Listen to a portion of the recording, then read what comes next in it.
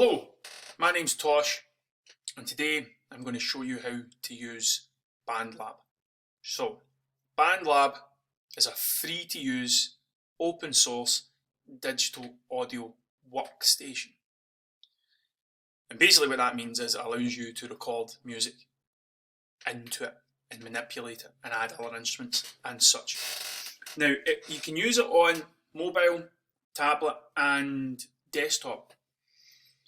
The mobile one and the tablet one are a bit more kind of pernickety to move things about and stuff, but I use them for like sketching out ideas for maybe if I just come up with a couple of notes or maybe program a drum beat or something like that. Because once I set up a BandLab account, anything I make on my phone will appear on desktop. So I can kind of put out some rough stuff on my phone and then open it up to tidy it up and add other things on the desktop later. So it's completely free flowing, it'll move about and you can use it for loads and loads of different stuff. I use it quite a lot. One of the other things it allows you to do is collaborate with people. So if you've got a BandLab account, you would be able to share your stuff with someone else to get them to add stuff in. And the way that it does that is it's got a thing called forkable, the forkable sessions. So essentially what happens is you make up your session, you put all your stuff in, you've wrote your song, you want to add some other stuff in, you send it to someone, they open a copy of your original session and add their stuff in, and you can access both. So say it gets sent to 3 or 4 different people, you would have access to all those different projects, which also means if someone does something that you don't particularly like, you can just hit them the old Axl Rose dingy and delete the full thing and they'll never know. They'll never know. Just like Axl Rose done to poor Brian May. Right, so I'm going to show you exactly how to use it. You need to sign up for an account to use it, and I'm going to show you everything on the desktop version because that's where the real kind of making stuff happens. Okay, so this is what it looks like when you sign up and you open it up and you set up your account and stuff, right? So it's like a feed. So you can follow people, they can follow you back. I follow my friends and stuff, and it allows me to listen to what they're doing. But also, if they've set it up for sharing, it means I can go in and add different stuff and kind of jam with people that I don't usually get to jam with. If you come up here to this create button, this will open up a new session, right? Every time you open it up, it will look like this. I'm just going to take you through step by step what each one of these do, okay? Now, your instrument tracks are MIDI, right? Now, MIDI will allow you to put in synths, keyboards, pianos, all that sort of stuff. I use MIDI on this quite a lot. I've got a MIDI controller here, but you don't need one. You can use your normal keyboard, right? And I'll show you what I mean by that. When you open a MIDI track, you'll see here down the bottom, you touch those letters and that will play the notes. My MIDI controller's set up. And if I put my headphones on, I'll be able to hear that. Alright? So, to record something, I just hit the record button. But before I hit the record button, there's a couple of other things you need to know. This here will allow you to change your beats per minute. So that's how fast your track is or how slow your track is. This loop function here will loop whatever bars are highlighted. Now if I'm recording something for 4 bars and the loop function's on, as soon as it goes on to the 5th bar, it will go straight back to the start and record over what I've just made. So, there is a way to go back through them, but I don't do that. I just make sure the loop function's off and just allow myself to record. You've got a click here that you can switch on and off. And if I just put on the loop, hit record, and I can play something.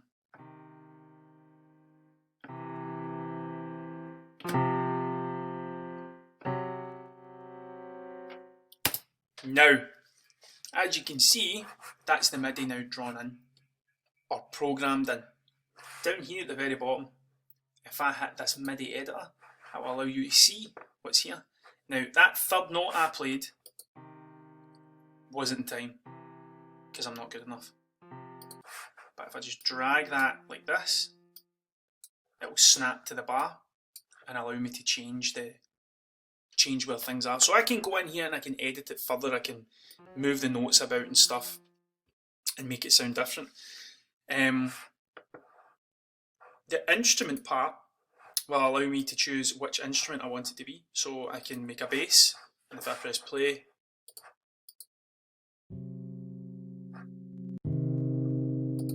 I can change it to synths.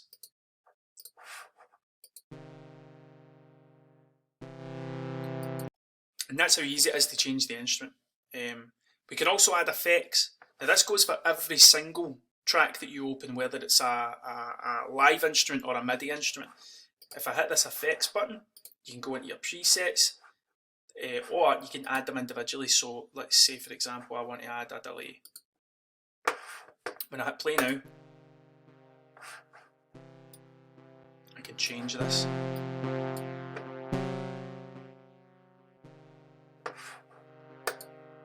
And there's a whole host of different effects, from distortions, reverbs, everything. There's loads and loads of stuff that you can kind of mess about with. Right, let's mute that. These two wee buttons here, your mute and your solo. Solo means that's the only thing that you're going to hear, and mute means you ain't going to hear it. I'm going to start another track now. The drum machine is a bit more complicated than loops, but I'll show you the loops first, then I'll show you what the drum machine does. Now, when you go to loops, you can also access them down here on the right hand side. There are loads of different packs of royalty-free loops for you to use.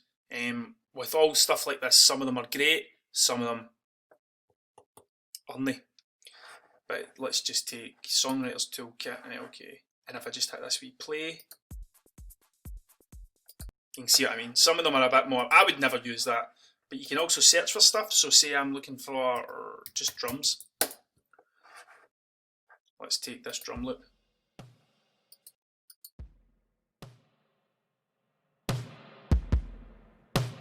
Right, now the thing to watch is this.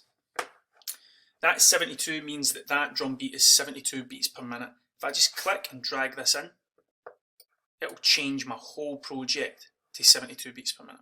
Right, now I recorded that at 120. So if I then change that back to 120, it'll stretch the audio so that it fits in. If I just hit adjust, I have no idea what this is sounding like, but let's try them together. Sounds terrible, but you get the idea. That is just sped up my drum beat. And I can go in and add different effects and edit stuff. Now, see, I don't want that second part of that beat. If I use these wee sliders, that's just going to take that first bar. Now, and instead of copying and pasting this, that little kind of round arrow thing, I don't know how to describe that, will allow me to loop that section. But it's always there, as you can see. That's how you loop things. So what I tend to do is I'll record a riff in and I'll loop it rather than do a live kind of take. Right, so that's how you would put in a loop. There's loads of loops, so it's not just drums. You've got guitars and bass, and you've even got like effects and old kind of, there's a lot of chiptune stuff that's pretty cool, like old like retro video game stuff that you can put in, and they're all royalty free, so you can use them like completely and no one's going to give you any trouble. You can add your own stuff in by hitting that little bit there, and it means you can upload or import any sort of file you've got. It will even allow you to import MIDI files, so if you've got a MIDI file, you can take that in and change all the instrumentation and stuff. Let's mute that one, and I'll show you by add track what the drum machine does. Now the drum machine's a bit more complicated. When I go to the instrument, you'll see what I mean. Now you need to draw in the individual hits for this in things called patterns. So as you can see here, pattern A has been drawn in, pattern B has been drawn in, but we don't have anything in pattern C. So if I then just continue that hi-hat, as you can see, these are all your different instruments, all the different parts of the drum kit, and I'll add in some kicks, and then add in some snare,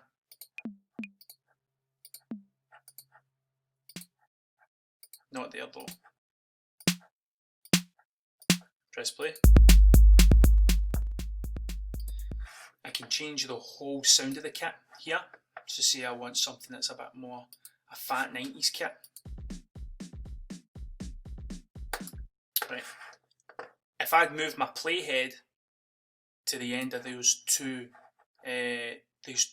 patterns that have already been added in, if I then hit add C, it'll drag that in and we use a wee loop tool again to loop it for as much as we want. So if you're more into the idea of verse chorus, verse bridge sort of thing and want more manipulation of your drums rather than just using a loop, that's probably the way to do it. You can kind of, it's very robotic, there's no human feel to it. If you have a look here on our instrument, we hit MIDI editor, that's a hard thing to say, you can see that humanize button, which will just literally move the notes about a wee bit, just tiny wee fractions, to make it sound a bit more realistic rather than a robotic coming in all the time. I like the robotic sound though, I like things to be bang on, but some people like it to be a bit more free flowing, and that's the way to do it. The drum machine, it's more difficult to do that sort of stuff. Right, now I am going to show you quickly, I'm also going to show you, sorry, how to add in an instrument. Now, the BandLab will allow you to record using your microphone that's built into your computer or your phone or your tablet. I have an external audio device. BandLab automatically recognises that. So if you've got something you can record in with, you can use it in this, but if you've not, you can just use the microphone. And I used this easily for 6 months without using my audio interface, just making kind of daft little things for videos and that. If I hit this guitar, when we go to the source bit, you can see there it says internal microphone, and you can see it's starting to move up and down. There's a tuner, so you can tune your guitar, and if I go to, let's pick this up without smacking about too much, you can see the level coming up. I'm just going to hit record.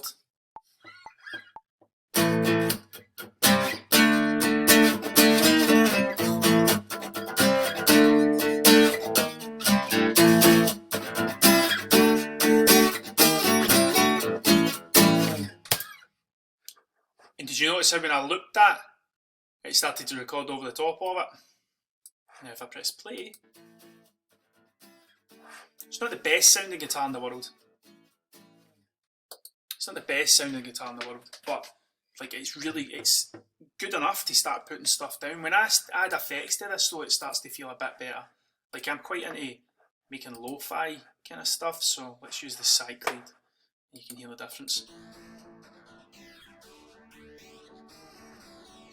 I wonder what all of these sound like if I play them at the one time.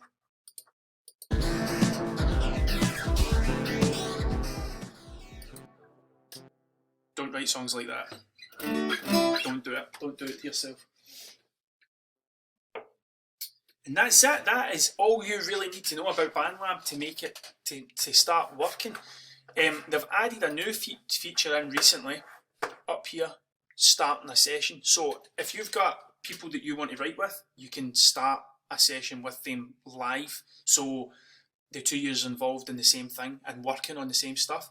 There's a little chat box here, so you can talk to each other. Or, like, over Zoom or Skype or Facebook or something, you can see each other and work on the same thing. And I think that's it. The only other thing you need to know is you have to save your work. This doesn't auto-save. So you need to name and save your file. When you hit publish, it will allow you to change the name, add in hashtags so people can find stuff and make it forkable if you want other people to be able to take it and turn it into something else. And up here is where you can download it. So you can either download it as a full mixdown, so an MP3 or a WAV file, or you can download it as individual tracks, which means if you download all the tracks, you could then import them into Ableton or Pro Tools or whatever else you use, which is a good way to transfer files to each other and keep them in the same place. The only other thing to cover would be up here in the settings, where there is some things like your metronome, changing the metronome. If you've got a problem with latency, now what latency means is if you're playing something and it's a bit out of sync, you can change it in there. I've only ever had a problem with that when I'm doing things like this, like recording a video and my computer's trying to use the same source over and over again. In the view panel, you can change the snap to grid. So that means you've got your grid size here, which right now is set up to 1, 2, 3 quarter notes, which you can then change to something like 32nd notes, 16ths, and the snap to grid, which will mean it's always going to be hitting the bar and you're not going to have anything going out of time.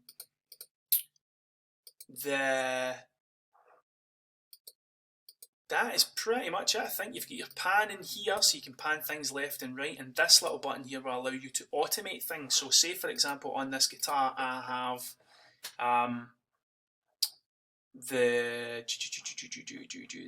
let's take the echo. So the feedback of the echo, I can draw in here that I only want it 10% echo and then bump it right up to 100%, and you'll hear the difference.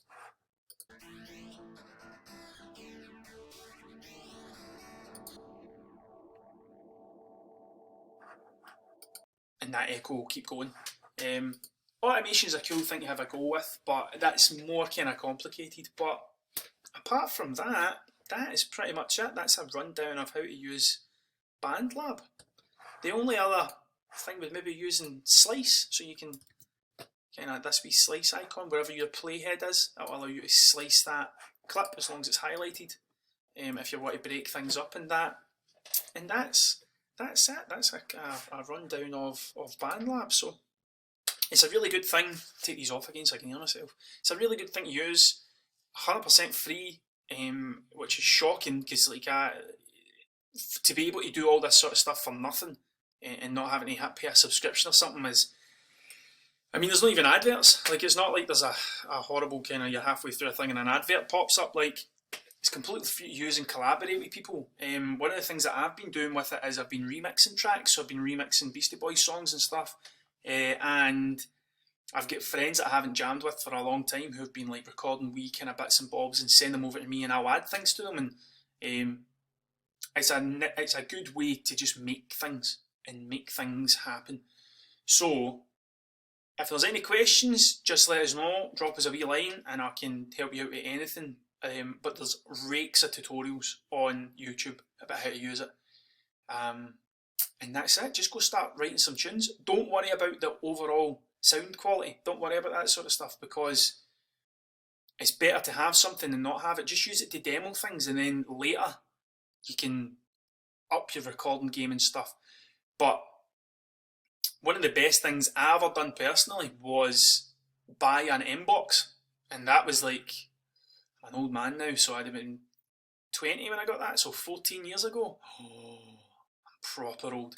14 years ago I bought an M-Box, which just allowed me to record 2 things at once, and I had a microphone and a lead, and I recorded 3 albums like that. 3 albums and an EP using 2 channels. You don't need a huge, vast amount of stuff to get started recording. So take what you've got, put it in, and I'm sure the rest of the group will have different things we will help you with if you need anything. So that's it. Go and sign up for BandLab and get making something.